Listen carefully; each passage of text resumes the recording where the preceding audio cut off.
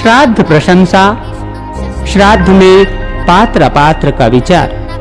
और वो बोले, हे राजन, श्रद्धा सहित श्राद्ध कर्म करने से मनुष्य ब्रह्मा, इंद्र, रुद्र, अश्विनी कुमार, सूर्य, अग्नि, वसुगण, मुरुद्रण, विश्वदेव, पितृगण, पक्षी, मनुष्य, पशु, सरीसृप, ऋषिगण तथा भूतगण आदि संपूर्ण जगत को प्रसन्न कर देता है।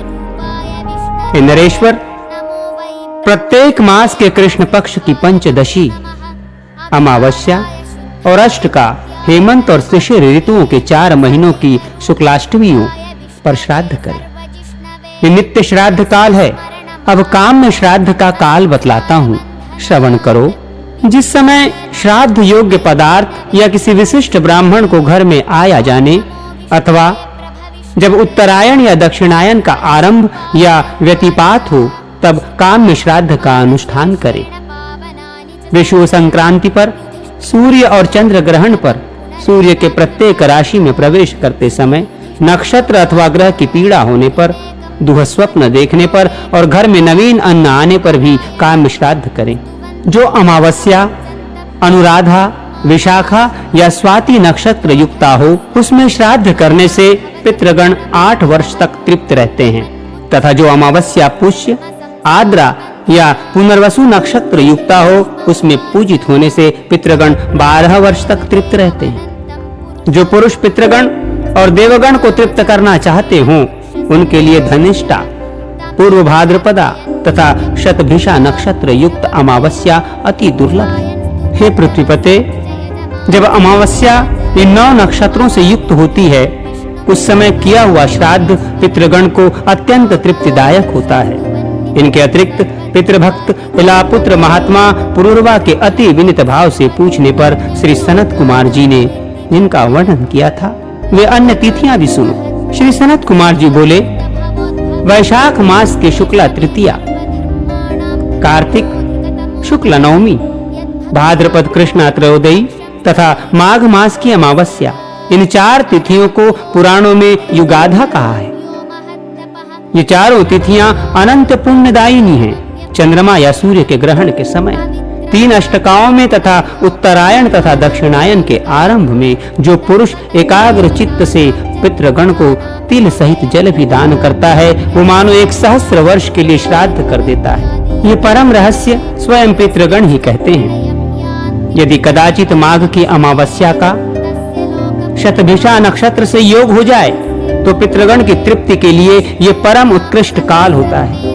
हे राजन, अल्प पुण्यवान पुरुषों को ऐसा समय नहीं मिलता, और यदि उस समय माघ की अमावस्या में धनिष्ठा नक्षत्र का योग हो, तब तो अपने ही कुल में उत्पन्न हुए पुरुष द्वारा दिए हुए अन्नोदक से पितृगण की 10 सहस्र वर्ष तक तृप्ति रहती है।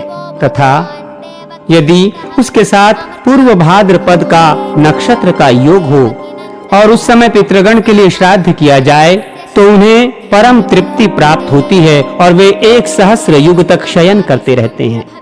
गंगा, शतद्रु, यमुना, विपाशा, सरस्वती और नैमिषारण्य स्थिता गोमती में स्नान करके पितृगण का आदर पूर्वक अर्चन करने से मनुष्य समस्त पापों को नष्ट कर देता है।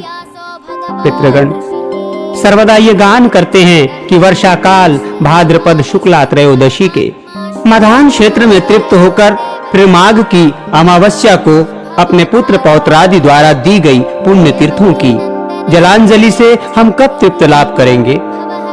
विशुद्ध चित्त, शुद्ध धन, प्रशस्त काल, उपर्युक्त विधि, योग्य पात्र और परम भक्ति, ये सब मनुष्य को इच्छित फल देते हैं। हे पार्थिव, अब तुम पितृगण के गाए हुए कुछ श्लोकों का श्रवण करो। उन्हें सुनकर तुम्हें आदर पूर्वक वैसा ही आचरण करना चाहिए।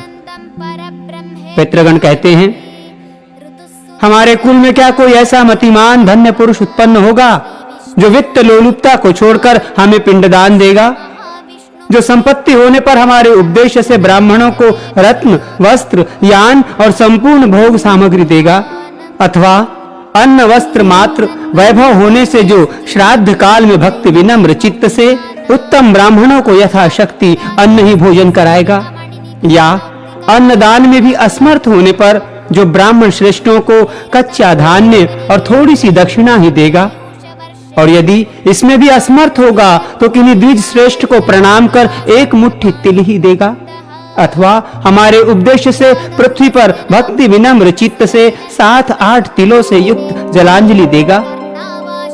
और यदि इसका भी अभाव होगा तो कहीं न कहीं से एक दिन का चारा लाकर प्रीति और श्रद्धा पूर्वक हमारे उपदेश से गौ को खिलाएगा। तथा इन सभी वस्तुओं का अभाव होने पर जो वन में जाकर अपने कक्ष मूल बगल को दिखाता हुआ सूर्य आदि दिक्पालों से उच्च स्वर से ये कहेगा, मेरे पास श्राद्ध कर्म के योग्य न वित्त है, न धन है और न और कोई अन्य सामग्री है, अतः मैं अपने पितृगण को नमस्कार करता हूँ, वे मेरी भक्ति से ही तृप्ति लाभ करें। मैंने अपनी दोनों भुजाएं आकाश में उठा रखी हैं। और वो बोले, हे राजन, धन के होने अथवा न होने पर पितृगण ने जिस प्रकार बतलाया है वैसा ही जो पुरुष आचरण करता है वो उस आचार से विधि पूर्वक श्राद्ध ही कर देता है।